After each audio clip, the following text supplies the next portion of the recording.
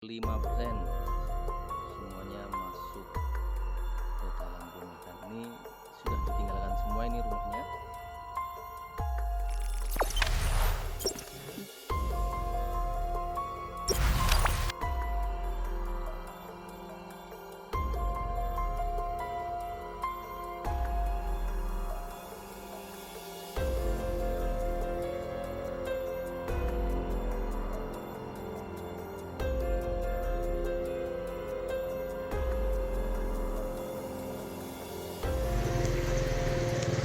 Selamat siang Komandan, izin melaporkan kondisi terkini di Tirto Gang 1 belakang CPM Kota Pekalongan, Kecamatan Pekalongan Barat.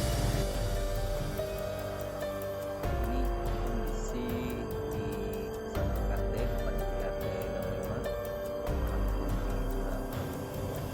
65. Masih terdapat genangan air antara 10 hingga 15 cm. Sementara debit air sudah menurun secara drastis antara 30 hingga 40 cm. Hampir semua warga sudah mengungsi, jadi di sini sangat sepi sekali. Bisa dikatakan seperti kota hantu, iya kota hantu, sepi sekali.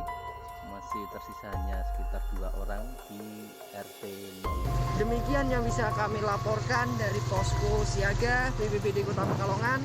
Salam tangguh, salam kemanusiaan.